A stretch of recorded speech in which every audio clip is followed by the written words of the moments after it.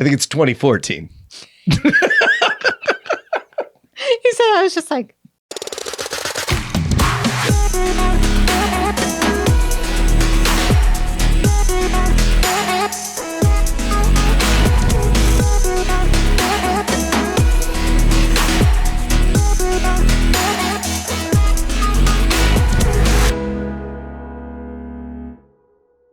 Hey, Angela. hello, Brandon. How are you today? I'm doing well, and you? I'm good. We are in that. I'm gonna reiterate. We talked about it in the last episode, but we're in that transition between Christmas and New Year's. It's a toughie. It's you know, just you the always worst. think I have all this time to get stuff done, or, you know, you have all these other thoughts. And then I'm just kind of sitting there refreshing my email every couple minutes to see what's coming through. See, I think which nothing is. I think that's a big piece of it. Because for me, a lot of my day is reactive. Right. Right. Like I have my to-do list and then there's a handful of things that come on my plate that day and you do those. And when you, and to me, and I think we're pretty opposite in this realm, but maybe we're not. I get more done on busy days than I do when my day is completely open. I'm the same way. Okay. Same way. Yeah. So I think that's what happens is we're in these days where we don't have a lot coming at us. So even when you block out the time, you're like, I got nothing. like I have Uh-huh. pretty much everything tied up with a little bow. And it's the when you have to go somewhere in 15 minutes, you really can't start a project. Exactly. And you finished a project. So I just feel that's the transition where we can. But you know what we are doing? We're making some great content here on the Engaging Life podcast. And last episode was a great one. We were excited to have Betty on. Very, very. I just, I don't know if you're one of those who, for some reason, I've gotten in a book reading rut. I wouldn't say rut, Whoa. but Like you're not reading? no, I am reading, but the books that I tend to be reading all end up being like old retired people who have no more meaning in their life and they're about ready to die. And I'm just like, Oh, no. these are the most depressing And is it fiction or nonfiction? fiction.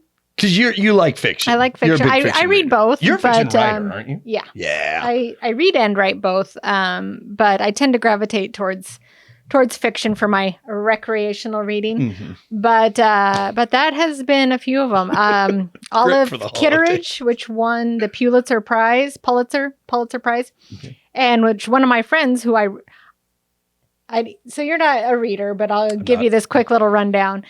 If you're a reader, you got people in your life who you would never listen to for a book recommendation ever, either because they don't read or because they read something completely different or because they like crap books. Yeah, no, movies. That's Right. me with movies. You know, I think everybody has their thing. And then I've got my friends who, if they recommend something, I listen You know. and will probably like it. But there are times where one can turn from I will listen to your recommendations to not with just one recommendation. And you know what that one was? This one. No. Oh, 50 Shades of Grey. One of my friends who I respected, her book, she suggested I read 50 Shades of Grey. I'm like, you're done. You're done. that was a weird era. And not being a book reader and married to a book reader, because Liz read the 50 Shades of Grey. The more I learned about it, the more I'm like, and everyone's fine with this? Like, The thing, and I'm going to go off I don't really care what the subject matter of a book is. Okay. I can respect good writing regardless of whether it's something I'm interested in. That book was shit. like shit writing. Written very shittily. Well, again, I didn't read the books, and we'll get on topic here after this. But wouldn't you say that maybe movies that are similar to that are not the best written movies? Oh, there can be poor written movies. Yeah, it's the same thing. I can appreciate a cinematically well done movie even if I don't like the subject Okay, matter. yes. But then some yes. movies are just shit. But Well- but I'm definitely more being a writer. Right. You know, I Going believe to- I'm a better judge of what is a good writing and bad writing. Right. I don't think I'm a good judge of what makes a good movie versus a bad movie because I like monster movies. Can I tell you the new King Kong versus Godzilla? Oh, those I'm kind of- so excited. Those kind of monster movies. I too enjoy Action. those. I guess you could say I like action movies. Those are ones I can only watch once though, because once I know what's going to happen, I get very bored. Oh, very because quickly. you're really into the plot of those movies? Correct. It's very important. Anyway, I don't even know how we got onto this. Oh. We're talking about old people who are dying. So those Olive Kitteridge was kind of the first one where she's this old grumpy lady, her husband dies, and her life just means nothing. And I'm like, this one, the Pulitzer, I want to take my own life. Oh my I'm just gosh. like, good God. And then I read one last night. It's their short stories. Olive Kitteridge is actually a series of short stories as well. But this one was about a guy who lost his wife, and he's out living in this cabin that she took him out to, and he transfers his love for his wife to a doe, a female deer. I know what a doe is. Falls in love with this female deer because he's transferring all of his grief. And I'm just like, can you give me a break here, people? But anyway, the point of that was Betty is the opposite of that. Okay, good. I'm glad. Because she's retired. Yep. You know, her kids are grown, her grandkids are grown, or she's not married. But instead of just saying, all right, done, Yeah. she has gone on to, it seems like a happier, more productive second life. Mm-hmm. And I love seeing that. And I love Betty. She's a sweetheart. She's up for anything. She's got such a big heart. So I'm really glad that she participated. I'm glad she came on the show. And glad y'all got to see her do some curling. Well, one thing I'm kind of getting is a lot, well, except for one of our guests so far, but this is something that's kind of out of their realm. Mm-hmm. And hopefully it's fun when you get to be with us in the studio. I think it. You all don't get to see what goes on before this camera or microphones are turned on. Right. Because we got a lot of Be Real stuff. Be real. Be real. And we forget, we've both been in front of microphones and cameras for so long that we forget that it can make people nervous. Yeah.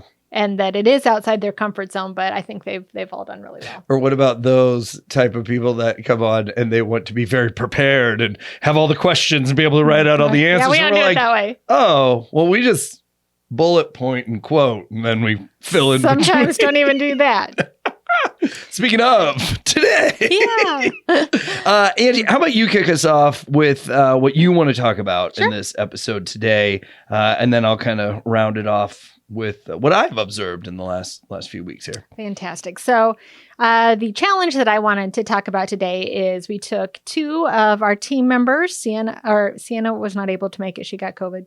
Oh, the vid. But Olivia popped in there and Amanda. And then we took one of our clients, Ashley, and we all went to Hot Shops and did a glass blowing class. Hot Shots, is that like on Hot Shops. Hot Shops, is that on 13th and something? Yeah. Like it's okay. downtown. There was an event there. Frannet did their big Blake event there. Blake. always has his events there. Okay, cool. If you are in Omaha or surrounding and you've never been to Hot Shops, you need to go because Amanda's very familiar with it. She's an art major. She's an art teacher. Cool. What? She taught high school art. That's amazing. I know. I didn't know that either until we ran into one of her students at the glass blowing class. Makes sense. But and Olivia and Ashley had never been there. Delaney and I just went because I always make her go to stuff that I think it's going to be fun. I think that's good. And I see it online. I'm like, ooh, let's go here. But they're like, oh my God, I thought this was just going to be a tiny little room. And if you've not been there, it's 3 huge. floors. Oh, I didn't realize that. I just took a tour of the main floor. No, it Wow. is 3 floors and it's an art collective. So any artist, I assume there's some bar that they have to cross to be able to get in. It's not just a rental. Sure. But they rent a studio. And when they're there, they can have the door open so people can come in and watch what they do and That's ask cool. questions and buy things. If they are not there, they just close their door and close it off, but they can still have stuff around the studio that can be sold. And so it's it's glass, obviously, ceramics, Yep, I saw that. a lot of, paintings, drawings, jewelry making. I mean, basically any type of art you can possibly think of is there, and all types of styles and, it's just really, really cool. That's cool. It That is also cool. could easily be turned into a haunted house because it's old. It is an And old some building. of the stairways are a little iffy, but I think that gives it its charm. It's really a charming place. So we decided to do this glass blowing class. And I don't really know the reason. I think the reason I chose it is it was so out of my comfort zone. I have done painting before, but that's about the only art. I consider writing an art form, but it's different. It's not a visual art. There you go. I think that's a good way to say it. Yeah. I did want to do pottery. I've always wanted to do pottery, but I don't think that was a class you could have. It was like a 6-week. Yeah. Class. Look, you got to learn the basics. Yeah. And I mean, you're not making your vases until you, and you're talking like pottery with the wheel, right? Right. Have you ever, even the old, like the little kid wheel growing up, did you ever have that? It was a big plastic one. I think I did that once. Like to actually fit, and it is not as easy as it looks. It doesn't look easy at all. I think it looks super easy. They just take a little water and thumb and. You just watch Ghost too much. I've seen that like once or twice. I just spilt water on my. Good job. Hope you're watching Tubi. Watching water go over. He's got a hole in his lip. So I chose glass blowing because it was a 2-hour class. We could get through it, all in one time, and I thought it'd be cool. I've never seen. I'm sure I've seen it on TV at some point, but didn't really know the process. And the other girls were really excited about it. So, cool. And it was a Christmas ornament. Yes, I did see that. It's what we were making. And so the experience was, you'll see a lot of video here coming up because my gals that I brought took a lot of video. But first of all, it's hot as Hades. I'm sure it is. And I mean, to the point, I love to be warm. And I was seriously uncomfortable. I mean, it was not, wow, I'm sweating. It was, this is burning my flesh. Oh, wow. And did you have to wear like leather and stuff? No protective gear. Just we had glasses on. And to be quite honest, we weren't really doing all that much of it. Our instructor was mostly, especially the dangerous stuff. Yeah, I mean, these were ovens that were molten lava. I can't even 500 degrees, 600 degrees ovens just with molten stuff that they were sticking it into. Wow. And I mean, very dangerous if you didn't know what you were doing or have the right gear. But then she'd give it to us and we'd have to turn it or pull on it cool. And we actually blew it out. And so, yeah. But it was all the teacher did most of it and made sure we were very safe. But, there was one point where you had to hold it and it felt like your skin was almost starting to burn. That is crazy. And then there was another part where she had me take like huge tweezers to pull. She's like, you got to clamp harder. I'm like, no, my skin is actually burning. I'm in pain. I can't. So it was uncomfortable. I can only imagine the people who do that for many hours a day get used to or develop, how skin is, develop calluses or... I know this is not the exact same level, but working at the coffee house as long as I did, I wouldn't feel when super hot water would hit my hand because you just got used to it. Yeah. So I'm sure they've developed some of that, or maybe I was doing some things wrong and shouldn't have been that close to that. Excuse me, ma'am, stop putting your hand in the ovens, please. Yeah, something of that nature. But it was a lot of fun. Our teacher was fun. That makes a big difference. She was joking around with us and she was really cool. And it was also fun for the 4 of us. We've got 3 people who know each other. Obviously I know my team. Mm-hmm. And then one who I know her, but I've never really been out with her, Ashley. Oh, yeah. For very long. And so all of us doing something very different like that was very bonding. Because Olivia went first and, we're watching her and she was trying to blow the glass and her face is beet red and she's hot and we're just like, pussy. I mean, that's really what right. Oh, come on. And then I went next and I'm just like, oh my God, this is harder than I thought. And so everybody having the exact same experience like that, that was new to all of us, I think was really bonding. Cool. And was really fun. And then that kind of leads to the next thing that I wanted to talk about. Because some of the stuff that we're doing here, and I definitely would say this is one of them, is you're putting time, effort, and money. This wasn't free. Nope. Into something that you are likely never going to use again. Oh, that's right. Yes. I'm not going to become a glass blower for numerous reasons. It's too hot. And I mean the equipment that they need, and it's another one like pottery. You can't just sit down with a sketchbook and create art. Right. You need a lot of equipment. You need a lot of skill. You need a lot of stuff that I'm not going to get. So it's not something I'm going to pursue. It's unlikely that I'll probably even do another glass type of class.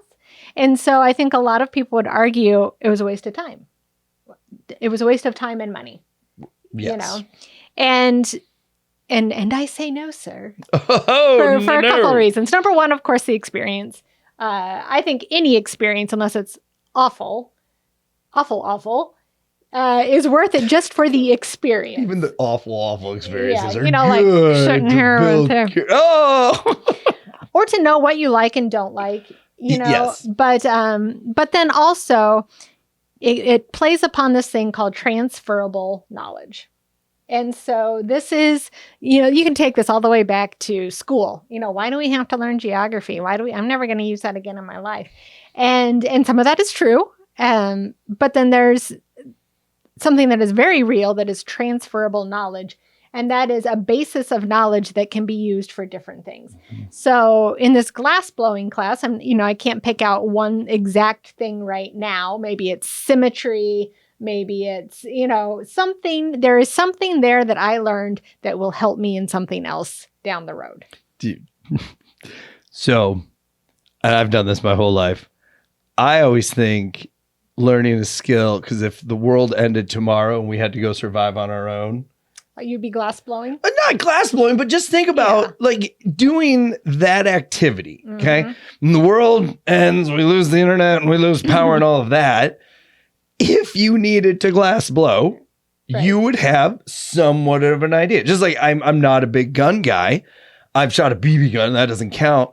I would like to go shoot a handgun someday to just know the basics of, because in the show it's always, the safety's on. Well, I wouldn't know, but that's where I love your concept, because it translates really well in a lot of things. My example that I thought of when you were saying it is snowboarding to wakeboarding. Mm-hmm. So I learned how to snowboard horribly on our little hill that we have here it's in Iowa officially, but near Omaha, and it was a lot of pain, and it took me 3 actual times to going, full sessions before I really clicked. And then I made a friend, and he had a boat and he had a wakeboard, and I got up second time and was able to really enjoy it. But it was because of my snowboarding knowledge that I was able to do that. Do you think as parents, we can see the transferable knowledge of the things our children are doing and they can't? I definitely think, getting older and us learning more things, yes. And I think it's important to tell our kids. But the big thing, I think, even if it's not a skill you're able to use to create or do something else, and this is a good lesson, I think, for kids too, you may be able to use that to connect with somebody down the road. So, and I think the same thing with novels. Or any type of book reading, really, because I think somebody who's never read a novel before, they think they're useless, they're made up, what's the point? And what you don't realize is good books, good novels, the writers put in years and years and years of research. And so most of them, you can learn more from a novel than you could from 5 textbooks. Yeah. On the subject, because the author's taken it, he's distilled it, and then he or she has turned it into a story with characters. So not only are you learning about a subject, but then you've got emotion and you've got compassion and you've got a storyline involved to keep you interested in it. So I have learned more from novels as far as skills, information about, historical events, information about anything really, because I've read about them in novels. But so take that plus, let's say this glass blowing thing. Now let's fast forward, say 10 years from now, I need to give a big pitch to Save Pixel Fire Marketing. And the CEO I'm talking to used to be a glass blower. Yeah. Before, if I hadn't have done this, I wouldn't have known really any questions to ask. I'd be like, except for how's it done? Right. But just having this hour of experience, I could ask, how hot do the ovens have to be? Okay, we saw how to make a round thing. How do you make a vase? How do you make the smaller things? I have 15 to 20 intelligent questions that show I know something about the topic that could connect me to another person? My years and years of sitting in meetings and seeing millions, it's probably not millions, thousands of featured presentations, 10-minute presentations, call what you will, has been a benefit to networking for me. Because, and I'm going to use lawyers as the example, because that's probably the aha moment I had was with lawyers. So lawyers, to your average person, we think they do everything, right? Mm-hmm. You're a lawyer, so you would do this. But they really specialize in many different categories. So when I meet a lawyer at a networking event, my first question is, what do you specialize in? And A, they light up because they get to talk about what they actually love. And it's not just so family law. Although I will say probate. Sorry, that's very boring for me. It's fun for them and good, but again, I know that, right? Like then I can go, oh yeah, you're moving along. But that's where a lot of people might see, gosh, you just have to sit through those all day long, and it's not uncommon to hear the same thing over and over again. But I need to hear things over and over again to remember them, and then I have these knowledges to be with other different businesses. And to me, in the networking setting, when you're meeting just tons of different people, it's huge. Oh yeah. It's huge because you can easily be more interested, right, than interesting. Because I think when people really go hard on the interesting, you don't have anything to be interested of them. No. You have no clue. No. And I think that's important to note too. I didn't take this class so I can go tell everybody how to blow glass. I took this class, for many reasons, but the way to connect to others is if somebody knows this more than I do, that I can ask a few questions. Let them be the expert. And exactly. Help them shine. Yep. Because if you asked me how to make something out of glass right now, I'd be like, I got a card of Vicky. Vicky was our teacher. She's fantastic. Go talk to Vicky. But heads up, it's going to be hot when you hang out with Vicky. It's hot. Burning the body. It's hot. Yes. So that's just a little bit more about kind of an aha moment of, all these things. Nothing really is valueless if you know how to look at it. And doing new things, you never know what neural pathways you're forming to have to do those things, especially if you are a very in the rut person. I'm not a very, I don't have good hand-eye coordination. I'm not very athletic. I tend to be one of the mind. Yes. That's mostly what I do. So anything that can get me doing things like that, I know is helping my brain. Good. It's just making me think in a different way. Doesn't really matter if I end up being good at it. Doesn't really matter if I end up liking it. I think that's important too. It just makes your brain work harder. And that keeps you young. It keeps you agile. It keeps you from thinking it's the end of your life and they just want to end it all. Somebody should tell all of Kitteridge to go take a glass blowing class. Well, on that note, let's watch your glass blowing. Yes, it was a lot of fun. It was really cool. Did I mention it was hot? You've said that. You have said that. No, it was a lot of fun, and we do have pictures of our beautiful ornaments. I'm terrified of breaking it. They're solid, but if that falls off a tree, it could break. So. Don't get me started on trees this year. It's been a rough year. Okay.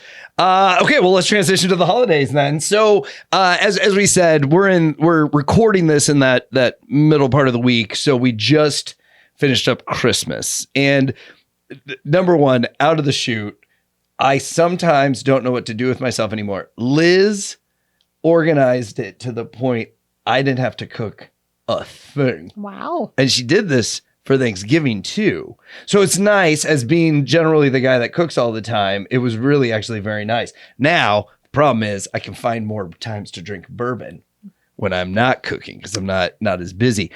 But what I want to talk about today, as all of you just kind of enjoyed the holiday season a month or so ago, is I feel that they've really evolved as far as fun, which is our theme for this season. Because what I remember holidays is we would go to my grandma's. So I grew up in David City, Garrison, which is a small town. And we literally, my mom grew up on a farm, racing horses, all that jazz. And we would go out there and I would either wander the farm by myself. I was the youngest of all the cousins by like 4 or 5 years. So it really was just me. So I would go wander around by myself. Or if we were in the house itself, maybe a game or two would be played, but not involving everyone. Okay. You'd have your cliques of, you know, and I hate to say this, but the ladies in the kitchen Sure. having their conversations, and then guys usually just sitting watching football. All my uncles played football, so that was the focus there. And it was very boring for me as a kid. So Evolve, and I even feel, you know, going into my 20s, it was still very similar. We got together, you ate, and you talked. That was it. Well, then we talked, we bashed ugly sweaters a few episodes ago, right? How those are just getting a little crazy. Well, now I think these reindeer games, like these fun, we call them Minute to Win It. Do you remember that show? Yeah. Okay. So they're these fun Minute to Win It games, but everybody can play, including my 5-year-old and my 10-year-old. And I think that's what I loved the best, is that they were 100% involved when we were doing these really fun things. Now, video and everything, I hate to say it, I had found those bourbons by the time I was recording videos of these things. So I don't have any good videos. I got maybe a picture or two we could use. But what I loved about it is you can mess with people when you were playing them. One of the games we played is blindfolded. You had to scoop bows, like package bows, Sure. into a big container. Okay. Okay. And so the first few people that do it, you get to watch them so they get the gist and everything. Well, for me, once I was blindfolded and everything, they started moving all the stuff away. But you can kind of hear and feel. So I knew that was going on. So then my dad went after me, and he was like bound and determined nothing was going to happen. Well, we ended up just pulling the whole table down and all of that. But it was just a lot of fun. And so afterwards, I really reflected on the holiday this year. For us, it really was evolved around fun. And here's the fun thing. And I should have asked her to be involved in this, but one of my sister-in-law's friends is in the military. She is here. Her family's in Colorado. And a few things we learned about her. Number one, gift giving is her love language. Okay. So she hates receiving gifts naturally, but she loves to give them. So she had Usually, gifts for if that's everyone. her love language, she would love receiving them. I think she likes receiving them in private, not in public. Okay. If that makes sense. So she had gifts and everything, but she set up all the games. One was roll a thing of ribbon, and she had 10 prizes, and when you land on the prize, you could switch and all Sounds that. like quality time might be. It really, another for her. Up on her list. So it was really cool that she did that. But, and I think we get in our minds this, you know, it has to be so crazy. She literally went into her basement, pulled out the old tchotchke crap box, and wrapped those as gifts. So I got like a lanyard with 4-leaf clovers on it. Again, it's a family thing. You shouldn't be going in expecting to get these crazy winning gifts. And so it was just a lot of fun. And she got to repurpose some stuff too. But she was definitely a driving force. Now, Liz did want to do reindeer games. So we had some marshmallow stuff we were going to do. We ended up doing it because her stuff was so fun. But we did the saran wrap ball. Yeah. So that one was fun. And then I feel like there's one more I'm missing. No, the bow saran wrap with that. Yeah. But again, my 10-year-old walked around, has not stopped saying that was just the best Christmas ever. And to me, the only big difference is, and I'm sorry, but we play euchre, and that's my wife, myself, and my parents. It's 4 people. Only 4 people can play. And they're very used to, after dinner and everything, we play euchre, and they got to go find stuff to do. I think it meant more to them that they were involved almost the whole time. And it was fun. It's because of the fun aspect that got to keep them involved. So I really did have the epiphany of like, oh my gosh, I've got a whole group of FOFs going on here. And it sure made the holidays, and I know I've said it 100 times, fun. Yeah. And a lot of the times you do need that. So that person, that's usually me. That's That's always me. Good. But I learned it from, my mom. That's the way we bonded growing up, is playing games. Yeah. So whenever mom wanted to spend time with me, it was, Angie, you want to play a game? Cool. And the games themselves were fun. My mom loves it's called the Catholic House in our hometown, but it's basically Goodwill. Okay. Yep. So any games we had were usually missing pieces. Yes, they were from there. Had no directions, or were in some way damaged. But we played Trivial Pursuit a lot. But I believe it was like from There's like the 1960s version or something, so we didn't buy the new one. Yeah. And we played Rummy. Those are the two that I remember the most, but she would always be bringing home games that she found and we couldn't figure out how to play. Which one is it? It's Pig something. Why can't I think of the name of it? But you have 2 pigs in a cup and you roll them. Oh, yeah. Pigmania. I think that Pigmania is that. 2 pigs? I thought there was more pigs. No, maybe I'm thinking of a different game. 2 pig. It might be, but that game I remember was out on the farm, and we have it. We actually have that version that my grandma had is at our house, and we've played it. It's how the pigs land is how you get points. Yeah. So now I am always, when we're at a family gathering, let's play a game. And inevitably, even if the kids are there, if the kids aren't there, it just makes the night a lot more enjoyable because it brings people out of their shell. It makes people laugh. It gives you something to talk about. If you've got any sort of awkwardness in your family, which I don't know a family who doesn't, or there's a quiet one, or there's it just brings them out of their shell. You've got something to do that's lighthearted. Yep. And whenever I go home, I bring games with me. I try to encourage games, much to my sisters. That's all right. A little bit of a fun hater. That's all right. We went out. It was Liz's family. You'll notice my family tree kind of fell apart there for a while, but it was Liz's family, and they had a little bit of drama. We'll just say that as a blanket statement. Who doesn't? And the oldest sister on that family side, we've really bonded. Like our family and her family have really bonded the last few years. But we were playing a game of bingo. I was calling for bingo, and I was having just the most fun time ever. And the mother afterwards, so Liz's aunt, came up to me and says, I have not seen her laugh for the last 2 months. So thank you for what you did today. And again, it's just that what would you normally do in a social setting with families? You sit around and you talk. And especially coming from the small town, that's what they did. They talked about each other and everyone else in the town. Bringing that game aspect into it puts walls down. You can put all your stress aside because you can just play the game and you can enjoy it. And that's why I think they still make board games today. As digital as we are in this world, you can't beat cup and dice playing Yahtzee. Right. Live. It's so much more fun. Yeah. So much more fun. Absolutely. 100%. All right. Well, we have no clips to show on that. Because of Brandon and his bourbon. Yeah. And I don't think you. That's why I always bring other people to film. See, you have good.